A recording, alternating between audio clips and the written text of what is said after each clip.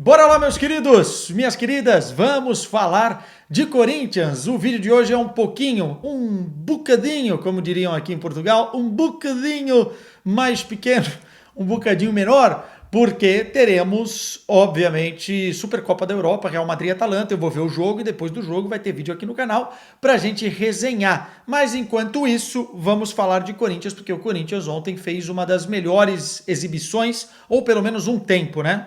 Sob o comando de Ramon Dias, venceu o RB Bragantino fora de casa, primeira partida das oitavas de final da Sul-Americana, 2-1, e eu queria aqui nesse vídeo pontuar alguns aspectos que eu acho importante nessa evolução do Corinthians. Só cego não vê que o Corinthians está melhor, está jogando melhor.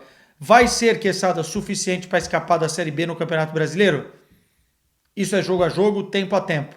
Mas o Corinthians está melhorando. E está melhorando especialmente por dois quesitos. Primeiro, que a gente bate bastante na diretoria do Corinthians, e tem que bater mesmo, porque as lambanças que foram feitas até aqui realmente colocaram a temporada inteira em jogo, inclusive a permanência na Série A do campeonato.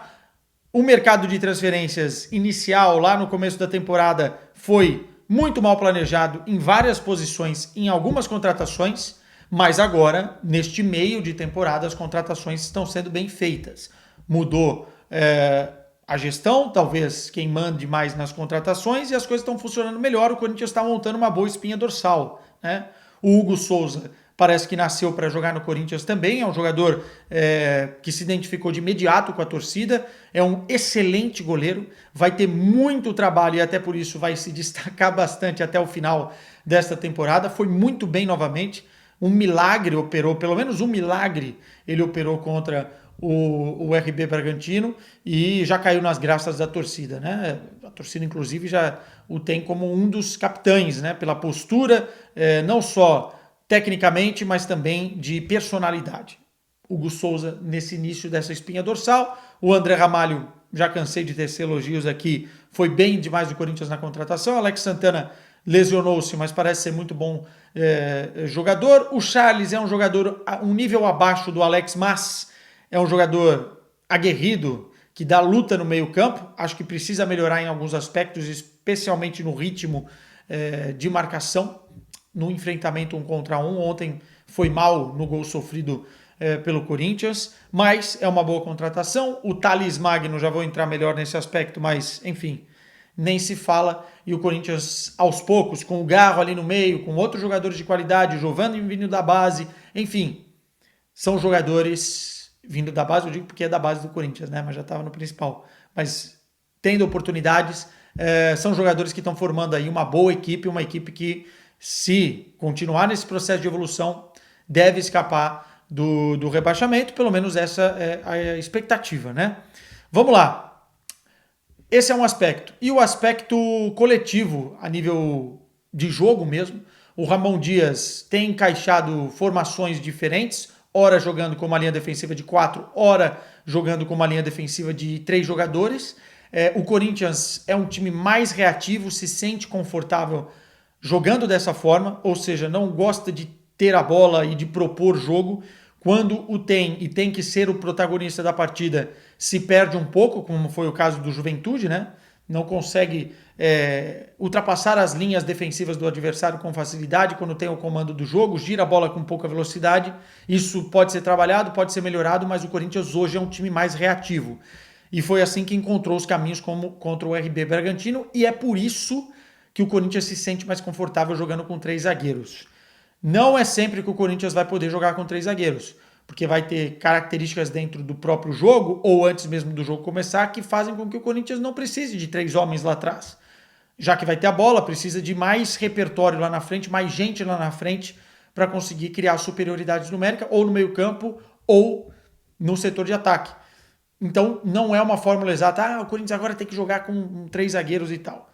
O que eu gosto de jogar com 3 zagueiros, que o Corinthians se torna um time mais compacto defensivamente, mais protegido e que libera bastante os alas. E aí entra a evolução do Mateuzinho, acho que está bem melhor do que o início, e também a projeção do Bidu. O Bidu precisa se estabilizar um pouco mais, ele oscila bastante, mas ele é melhor que o Hugo. O Hugo defensivamente cumpre mais a função, mas o Bidu ofensivamente tem sido muito importante em alguns jogos e foi muito bem ontem, tá? O Bidu foi um dos melhores em campo para mim, muito ligado à partida, acionando muito bem o setor junto com o Thales Magno, dando oportunidade também do Thales Magno deixar a ponta e cair pelo corredor central muitas vezes. Esse foi um dos motivos principais para que o Corinthians encontrasse os caminhos na defesa do RB Bragantino. E, enfim, jogar com 3 zagueiros te possibilita isso. Então eu gosto da ideia do Ramon Dias ter mais do que um plano. E ele tem executado isso muito bem. Mas o Corinthians se sente confortável jogando assim, né? Vamos ver contra outros adversários. Provavelmente contra o Fluminense repita isso, porque é no Maracanã, enfim, precisa se proteger e deu muito certo nesse jogo contra o Bragantino. Eu acho que o Corinthians vai repetir essa fórmula dos 3 zagueiros. E aí entramos num ponto fundamental de postura, especialmente com a entrada do Thales Magno. A gente já viu que o Thales Magno é bola, é um jogador de muita qualidade, muito enfrentamento 1 contra 1, porque ele é bom e rápido, e tem uma tomada de decisão nas ações que, por exemplo, o Wesley não tem. Aliás, o Wesley, um parêntese aqui, precisa melhorar. Não dá para ele se deslumbrar por ele ser o jogador que ele é. Ele é muito, muito bom, mas a gente já viu muito jogador fora da média, enfim, acima da média dos jogadores brasileiros, com muita qualidade, se perderem porque acham que já sabem tudo. E não sei se esse é o caso do Wesley, mas algum problema ali teve entre Ramon Dias e o Wesley para que o Wesley perdesse espaço, e talvez seja um comportamento até tático. O Thales Magno entende muito bem o que ele tem que fazer em determinados momentos. Ora, atacar o corredor central e entrar dentro da área para complementar a vida do centroavante, porque o Corinthians normalmente com o Yuri Alberto, normalmente com o Pedro Raul durante esse ano, teve um jogador muito isolado lá na frente, é muito difícil você se debater ali com 2, 3 marcadores. Então você criando oportunidades para que o Giovani, por exemplo, pelo lado direito e o Thales Magno consigam entrar mais vezes na área, você vai ter mais jogadores para aproveitar o que o time cria e uma superioridade numérica dentro do espaço mais importante, onde a expectativa dos gols é muito maior, né? E o Thales Magno faz isso muito bem. Não fica isolado lá na ponta, quando a jogada vem da direita para o meio, ele complementa e entra como um atacante dentro da área. O Wesley não consegue fazer isso, às vezes toma decisões erradas num drible a mais, num drible a menos, num passe errado, num passe para trás, enfim. Mas tem tempo para evoluir, não estou dizendo que isso não é normal. É normal, mas tem que aprender. Inclusive com os melhores que fazem hoje isso no mundo, né? Vamos falar dos pontas. O Phil Foden, por exemplo, é um jogador que entra muito pelo corredor central, entra muito na área, bate muitas vezes na intermediária, corta por dentro, porque é um jogador que tem qualidade para isso. Vinícius Júnior também fez uma temporada aí praticamente de falso 9, explorando muito bem o corredor central, mostrando outras facetas. Enfim, o jogador moderno hoje ele tem que ter essa leitura, não pode ficar lá isolado na ponta, até porque o Corinthians muitas vezes não tem um lateral para acompanhar ele, o que torna a vida dele ainda mais difícil. O Thales Magno não. O Thales Magno tem essa característica de entrar na área e foi por aí que o Corinthians encontrou o caminho dos gols, né? Primeiro com o Thales Magno fazendo uma ótima jogada, o Pedro Raul abre o espaço cortando na diagonal externa, recebe a bola, bate cruzado, a bola ainda bate em outro jogador, e se o Giovani não tá ali para fazer exatamente isso que eu estou falando, atacar o espaço, o Corinthians não faz 1-0.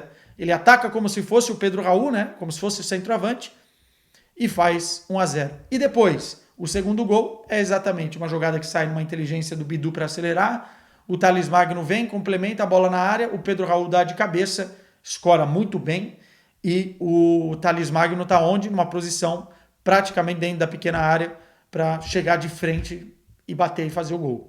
Depois o Pedro Raul perdeu 2 oportunidades que não podem perder no primeiro tempo. O Corinthians podia ter saído do primeiro tempo com 3-0 ou 4-0, não seria nenhuma bobagem. Pedro Raul, parêntese sobre ele, é um jogador que parece que está se esforçando, ainda tem um caminho muito, muito longo, não se justificou a contratação até agora, mas ele está se esforçando e pelo jogo de ontem acho que ele vai ter algum créditozinho para ser utilizado novamente. E aí ele tem que ir passito a passito, né? Reconquistando a confiança, porque isso que é importante no centroavante, e voltando a marcar gols, mas obviamente que o Corinthians precisa trazer mais alguém para o setor, até porque o Yuri Alberto não estava tão mal como o Pedro Raul, não está tão mal na temporada como o Pedro Raul, mas também tem perdido muitos gols. O Corinthians precisa resolver esse problema, né? Mas o Pedro Raul ontem resolveu jogar bola, pelo menos no primeiro tempo, foi muito importante para essa vitória, então a gente também tem que dar mérito. E o Thales Magno? Assim como o Hugo Souza, a diretoria, eu sei que no caso dele, os valores são muito mais altos depois do empréstimo, e o recorte é muito pequeno ainda, são só 2 jogos, vamos ver como é que ele se comporta fisicamente, tem todas as outras questões, mas é um jogador que também tem aquele quê de Corinthians, né? Um jogador que da função que ele exerce, ele consegue ser muito diferente dos outros. Eu já gostava dele muito no Vasco e agora não acompanhei nos Estados Unidos, mas no Corinthians me parece que ele é um cara muito esperto dentro da partida, enfim, cortando muitas vezes para o corredor central, não prende a bola quando precisa soltar com velocidade, acelera o jogo, puxa a marcação e muito bom, muito bom. O Corinthians acertou em cheio nessa contratação e por isso também tem que dar mérito à diretoria. Vamos ver, minha gente. Vantagem boa para o segundo jogo. O Corinthians decide na Neoquímica Arena, mas agora precisa voltar todas as atenções ao Fluminense.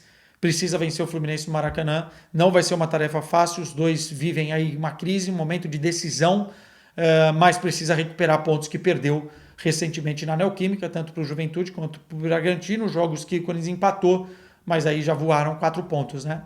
Então, enfim, a ver o que acontece. Meus caros, beijo para vocês. Se gostaram aí, likezinho, comentários. Vai Corinthians e se inscreve no canal porque a gente vai falar muito de Corinthians ainda até o final da temporada. Tchau para vocês.